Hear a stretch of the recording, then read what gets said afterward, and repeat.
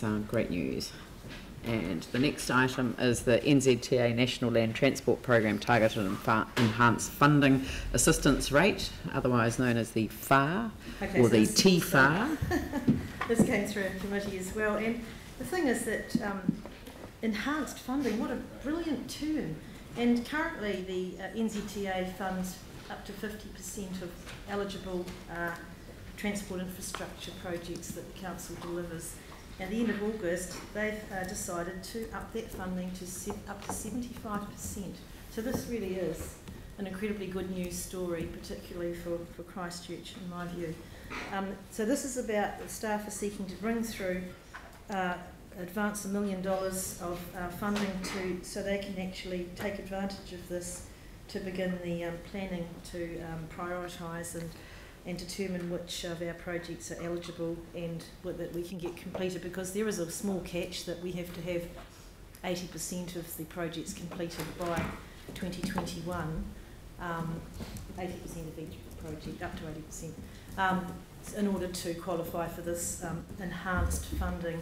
So this is really good news for us, and I think that the financial impact is very minimum, because bringing forward $1 million, it's CapEx, and if you take off the 75% subsidy, that leaves the remainder of $245,000, which we would need to borrow, which is less than the budgeted for $500,000 in the LTP. So it's quite a big win for us, so we were fully supportive of this. There's tables in there as well, but they're actually looking at projects, outlining projects that are potentially eligible, or some of them that are actually ready to go that could be advanced even quicker. So as I said, the committee was supportive of this and quite excited about it too. So you're happy to move that, and Mike seconded. Right, could I just hand over to Richard, because I think you were, you were going to give a quick... Or me. Or you, right, yes. Firstly, can I just introduce beside me Emily Taylor? She's part of our funding team. She works closely with NZTA, so she's helped us figure out the logistics of doing this. I agree with Councillor Cotter. It is a really good news story for the council. Government has signalled through its GPS clear prioritisation of safety projects, PT projects, walking and cycling improvements, improving network resilience and regional improvements. So there's a number of categories, if you like, that we can look at projects that will potentially get additional funding and stretch our local share a lot further. So there are a couple of conditions on this targeted enhanced FAR. One, as Councillor Cotter indicated, that we have to have it the work substantially complete by 2021. And the other one is that any additional local share that is freed up is reinvested back into the transport program. That in itself could attract additional subsidy, so the money just goes further and further, which is really good news for everybody because we can get more done. The report itself, we've asked for permission to start spending on some projects that are further out in the LTP. Those are the ones that didn't have any money to get started, and we saw them as key targets to start working on. That's not to say there's not other projects that actually already have money that we're starting to work on that will get our target, that we believe will be eligible for targeted enhanced FAR as well. So there's actually a lot of work going on at the moment, and the lists in here are indicative.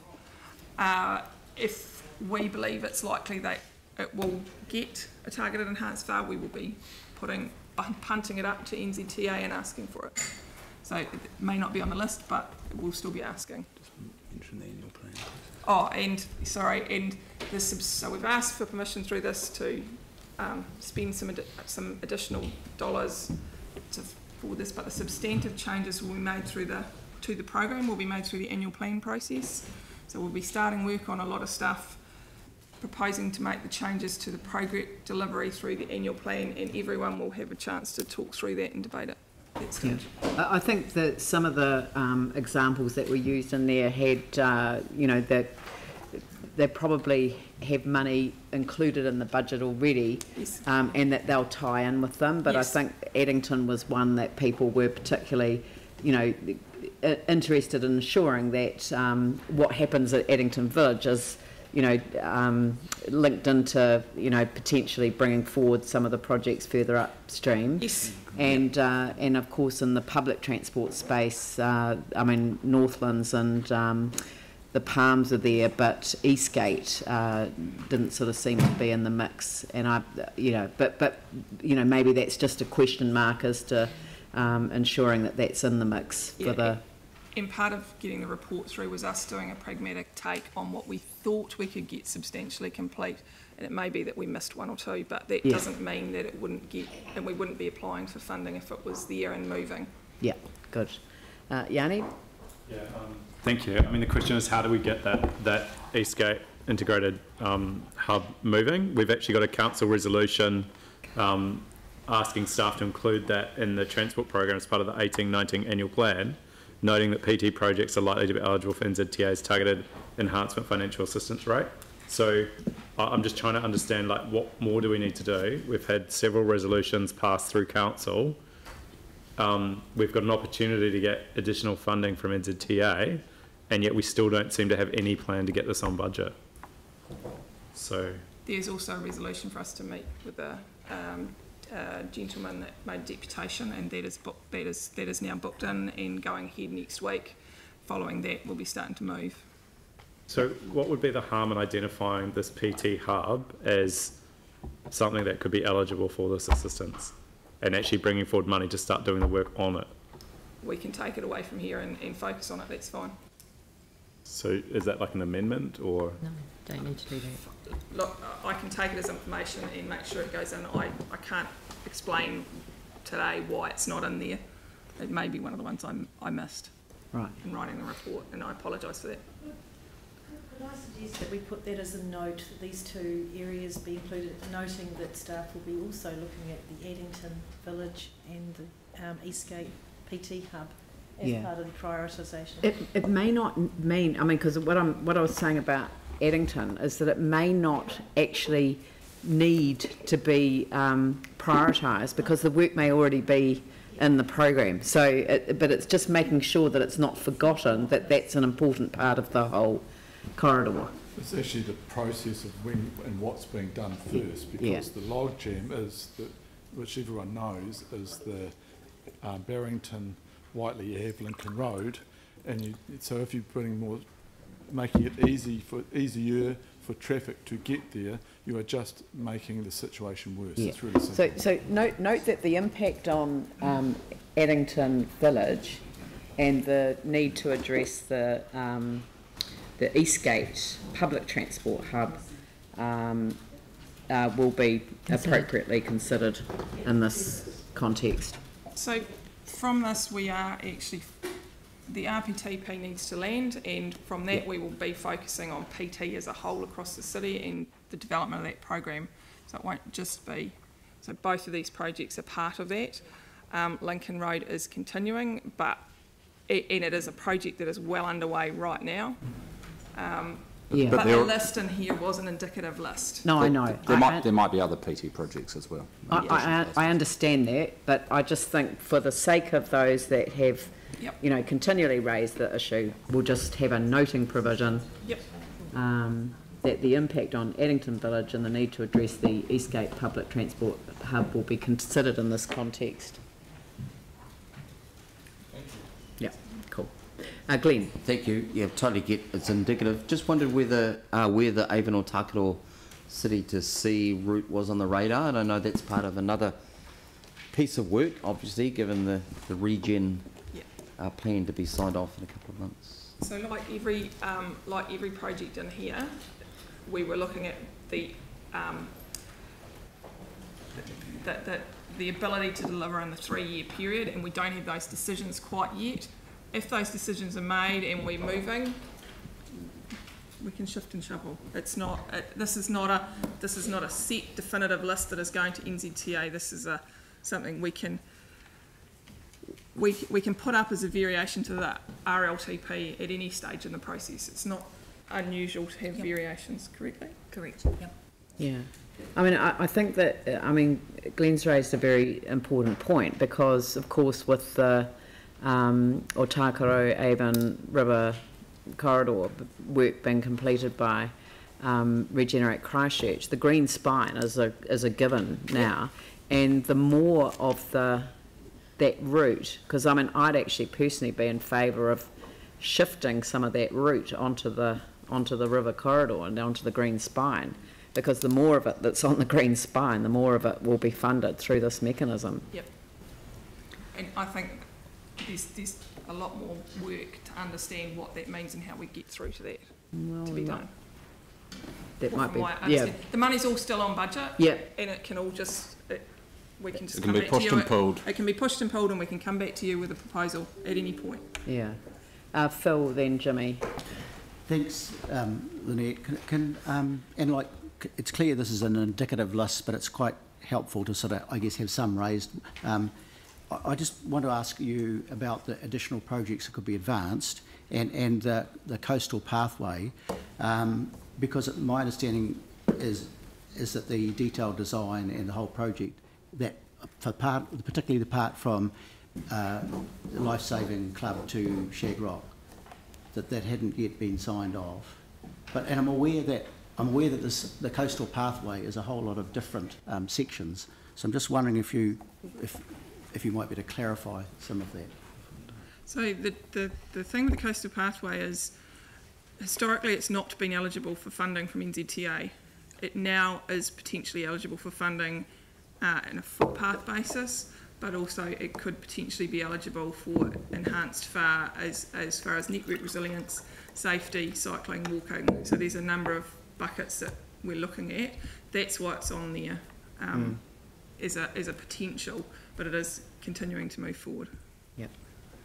So no, my question too then is that my understanding is that the work on that section has begun, and I just would like to know how that was signed off. That's all. I'll have to come back to you on that, Phil. That's fine if you come back to me. Okay. Thank you. David, Sorry, did you want to? The council signed off 3 years ago the whole of the route and the design of it. What Phil's talking about is the part that's been started to be constructed opposite Peacock's Gallop. And so we went for resource consent to do it because we had to, help me here, push out the seawall or something. So that was a resource consent under the Environment Canterbury, and so we've got that resource consent. And so that piece of work proceeding. We haven't actually done the next part of the detailed design, but the design and the concept was signed off when it came to council, help me here, 3 years ago, probably 4 years ago maybe, when I first arrived to council, and it went from end to end. Yeah. So, but we can certainly, if councillors would like to see the detail of that, we can certainly, those construction plans are available. Not sure who's got the contract. But you could circulate that to councillors. Circulate the detail of the design if people would like to see of that section. Okay, thank you. Jimmy. Thank you. I just want to know regarding you particularly mentioned advance, the 1 million, those budget already in the long-term plan 2018 to 28. But regarding the annual plan, whether have any the rates impact? No any rates impact. The same financial. We get more for less. No, we get more for the same. Yep. More for the same. No change. Yep. No. Okay. Thank you. Yeah. Aaron. Yeah, just two questions. One is the McLean's Island Road project, the improvements there of 2 million. What's that work? Do you know off the top of your head? It is advanced work.